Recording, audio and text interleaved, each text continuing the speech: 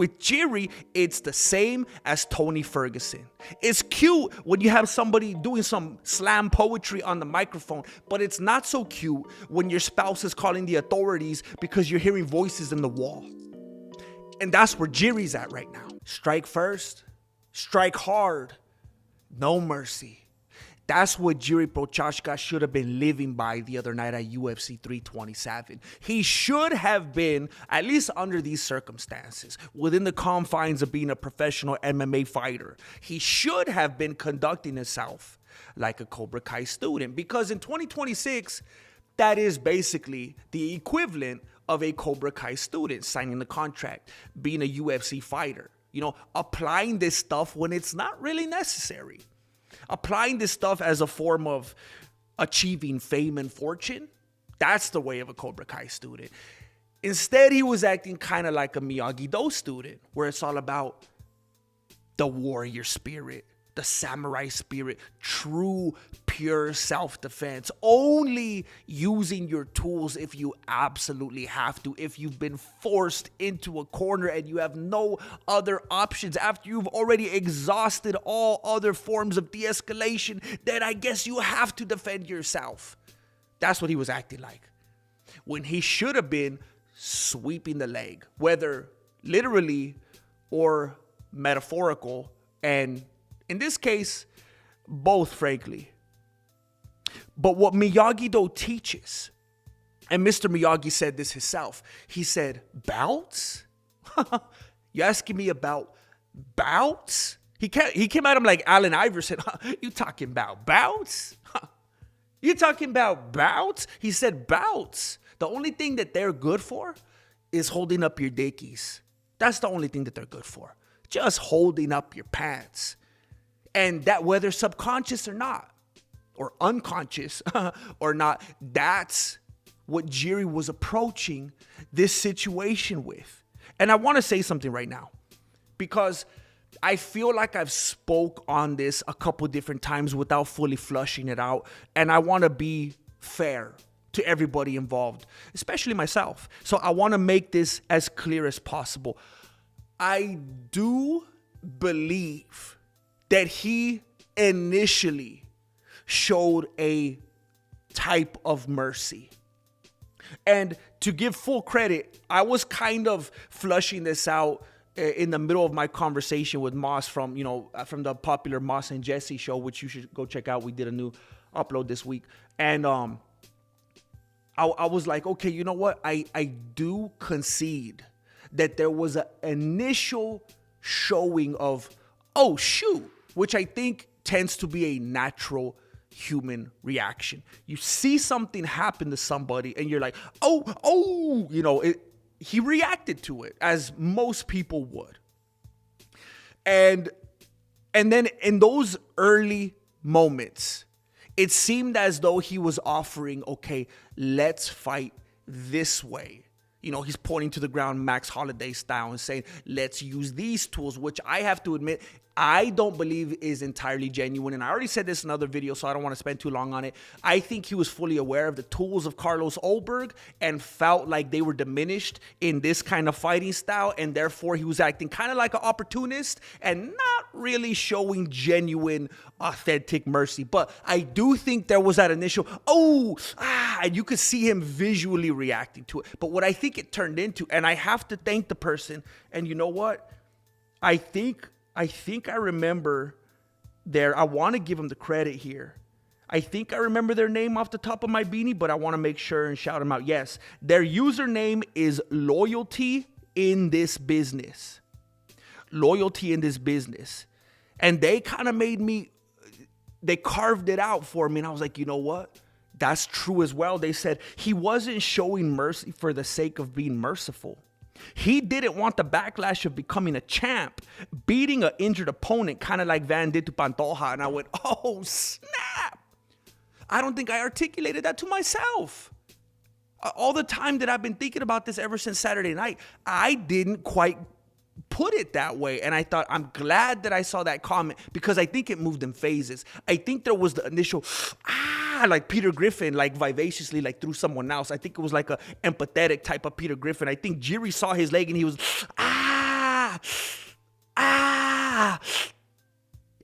I think it was like that. And then it moved on to, oh, snap. I just saw this happen not that long ago. And everybody hates Van now. And it's pathetic. And he's a paper champ.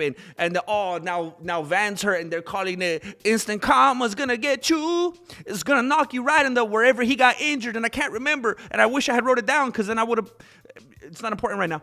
And so I think the wheels start turning. And he's like, Then it turned into that type of thinking. And then it turned into, and this is where I think it matters most. Then it turned into, well, I'm here. I paid my corners. The nutritionist, the flight, the hotel. I'm here. I'm already possibly going to miss the birth of my son. I'm here. So I guess we'll fight. And then he went back into full Jiri mode. He went full Jiri. And in that moment, no. In that moment, there was no mercy. In that moment, he went right back to fighting. And one of the best ways to be able to accept that for what it was Ulberg had a leg hurt, right? Which, by the way, in case anybody, if you don't know this by now, you know what? I actually respect that because that means you have a life. But Jiri had nothing to do. Jiri had even less to do with Ulberg's hurt leg than Van had to do with Pantoja's arm. He didn't touch Ulberg's leg in that whole. He didn't touch it. He didn't breathe on it. He didn't come near that leg. So before anybody gets it twisted, Ulberg just misplanted and did that to himself. He's a self-sabotager. So that happened. And then in that final moments of the fight, Jiri was trying to do to his one good leg like had happened to the other leg. Do you think that's showing mercy? The final moments of the fight, Jiri's like, let me attack this leg now. Let me take out both your legs. And I know exactly what he was doing because I play Resident Evil. Thank you, Angel and Jessica. Thank you for the birthday gift. I play Resident Evil. And one of the best things that you could do when you're a little bit low on ammo and you don't want to shoot you, headshot, body shot you, just take out the legs. And when you take out the legs, they're going to have to crawl. And they move around real slow. And maybe Jiri plays Resident Evil. I don't know if he's had a birthday recently. I'm not sure. But he was trying to take out the good leg. So maybe he wasn't vicious enough to sweep the leg that was injured. But he was like, I'm going to take out the other leg. There was no mercy there. He was leaning in and overcommitting with that funky-looking jab from that funky-looking stance. And that's how he got caught. So yes, I just need you. There's dispensations here. I'm a dispensationalist. You guys have to make sure you break it down and you're honest for all parties involved. Was there mercy? Yes. There was that gut instinct, gut reaction type of mercy when it first happened. Oh, shoot. And then it turned into, now I'm feeling mercy, but for myself because I don't want to look like Joshua Van. Thank you, loyalty in this business. I don't want to look like Joshua Van. So should I point to the ground like Max Holiday? Even though it's kind of manipulative because I know if I do that, I'm trying to invite him into a style that doesn't allow him to use his strongest weapon. I don't know, because I know he goes heavy on the back foot and does that counter with the left. And if I just say, let's go here, that okay. But then it turned into, I gotta just fight. And then he went back full Jiri. And he got caught. So in that moment where it mattered most, when he actually got knocked out, there was no mercy anywhere in the vicinity. It had already all worn off. At that point, it was nothing but Jiri. And now I want to talk to Jiri's fans. And I want to say shame on you. Because I think you're helping to enable him to position himself somewhere he doesn't belong. And I think you have to admit that you love Jiri because of what he does outside of the cage, not in the cage. I think he buys all his XP with you because of the extracurricular activities that he has. And then in the cage, it's always like, Jiri, oh man, next time we'll get him. And then when he's out of the cage, there's all this crazy stuff he's doing. And then when he gets to the cage, he gets knocked out. Jiri, we'll get him next time, man. And it's a Tony Ferguson type of relationship. Jiri Prochazka is the Tony Ferguson of the light heavyweight division. Let me run through some moments, some instances of why you guys like Jiri. You like him for reasons like him being out in the wilderness naked and afraid, hitting stationary objects 500 times a day, like trees. He goes out and he hits redwoods 500 times. So what does that do to a fighter? That absolutely obliterates his muscle memory. He's getting used to somebody, he's becoming a power slap fighter. He's getting used to just fighting with this inanimate object that's not going to do anything back. That's not going to fight him. That's not going to throw anything. It's like when you're playing one of those UFC games and you're on demo mode. That's what he's getting used to. But you guys are going in the comment sections and saying, yay, I love it, Jiri. Can you do it again, please? And he gets the dopamine from that, and he keeps doing it. You guys like to see him training out there in the wilderness. He said there's a guy named Masoyama. He's the dude that invented Kyokushin karate. Jiri read the book. He went out into the wilderness, and he wanted to live out there for I forgot how many days he said, and he was just going to survive on his own. And he said that he was going to study Kyokushin, first of all. Isn't that the kind of thing that all you guys always want to make fun of? Nobody respects Kyokushin in the UFC. But when Jiri says that he's going to go out into the wilderness and do it, everybody likes it, they share it, and they hype it. Don't forget to do that with this video, though. And then he tries to take that into the cage, right? He goes out there doing that Kyokushin, and he told Joe Rogan, I like studying what Masoyama's book said and not thinking. I like going out there studying Kyokushin and not doing any thinking and completely emptying my mind. He wants to empty. Now, I know that sounds all cool and philosophical, and even Bruce Lee would say that and stuff in the movies, right? Empty your mind, you know, looking at the moon and stuff like that. But it's a movie, right? So, again, everybody, all the hypocrites out there, everybody always wants to disrespect and talk papas about Bruce Lee. All this smack about Bruce Lee. But then when Jiri wants to do Bruce Lee things, then it's okay, right? Well, he's also going for days and days in a dark room with no food or drink. So he's in an empty, dark room with nothing to nourish or sustain his body, while his opponent is in the gym training with world-class athlete, former champion type of sparring partners. While he's in there with the shakes because his blood sugar's off. While he's in there losing muscle mass, while he's in there dehydrating his body and stripping away proteins from his brain, Ulberg is in the gym training with Adesanya. Or maybe not anymore because they're not friends anymore. Jiri is sprinting. I saw a video showing Jiri and talking about how he likes to sprint with his nose and his mouth fully covered. In case some of you out there are not biologists, that's the only place. He doesn't have gills. Those are the only places from which he could breathe. He's sprinting without being able to breathe, which means there's no flow to. He's gonna damage his brain. There's not gonna be any oxygen going to his brain.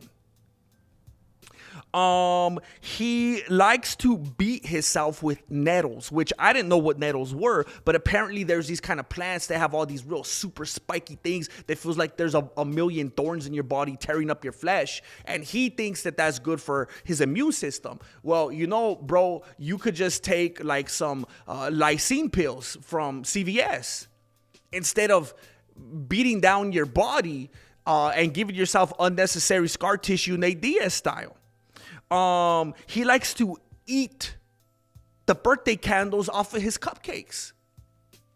He likes to partake in astral projection, he told Aiden Ross. And in case you guys don't know what that is, it is when you practice it's a method of separating your, I don't even know what you want to call it, your soul, your spirit, your consciousness from your body, and you could travel to other places. He told Aiden Ross that he does this, that he practices this. And I would suspect that that is what has made it easier for his opponents to separate his spirit and his conscious from his body.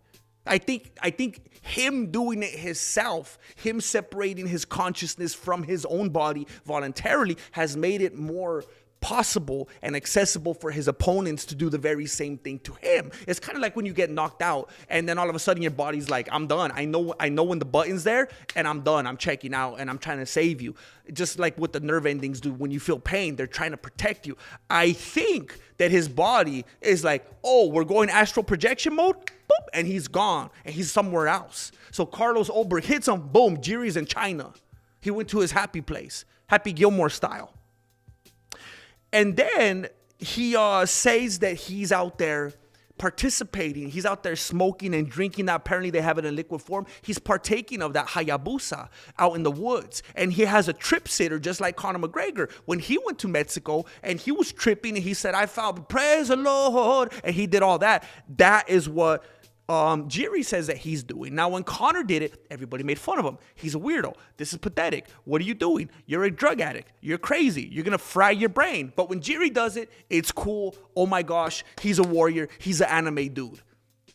It is 100% the fans that have seen him fighting inanimate objects, depriving his brain of oxygen, going without food or water, voluntarily allowing his consciousness to leave his body, tripping off Hayabusa, and his fans are going, yes, you are the greatest, keep doing this. And they're putting him into precarious situations so that he gets into the cage thinking that he's one thing, and it's not. It's not a TikTok video. It's not an Instagram reel that people could like. It's real life when he gets in the cage. And it could be funny. It could be entertaining when it's a shtick. When it is Henry Cejudo. When it is Colby Covington. When it is Charles Sonnen. When it is Josh Hogan.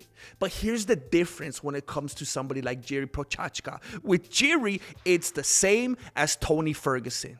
It's cute when you have somebody doing some slam poetry on the microphone, but it's not so cute when your spouse is calling the authorities because you're hearing voices in the wall. And that's where Jiri's at right now. Jiri is the winged C of the Ultimate Fighting Championship. That's who he is right now. So we might like him. He might be entertaining. He might be charismatic.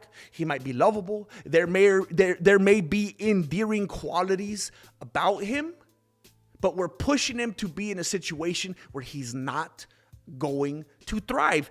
He's being enabled. And I think that maybe he could thrive. Like I said in another video, he could be a YouTuber. You could be like, who's that dude, Master Wong? You could be like Jesse Enkamp. You could be like Fight Tips. Go on there, do some training, show him some cool kicks, do Instagram reels, do a reality show, do a Netflix show, whatever you want to do. But we're enabling him. I'm trying to be nice by saying me. It's not me. It's some of you guys. You're enabling him, and he's about to bring a child into the world. His son is about to come into the world. And I think instead of enabling him to go and fry his brain even further and get choked out by Ankalaev, I think we should be encouraging him to do something like become a dentist, like Zabit.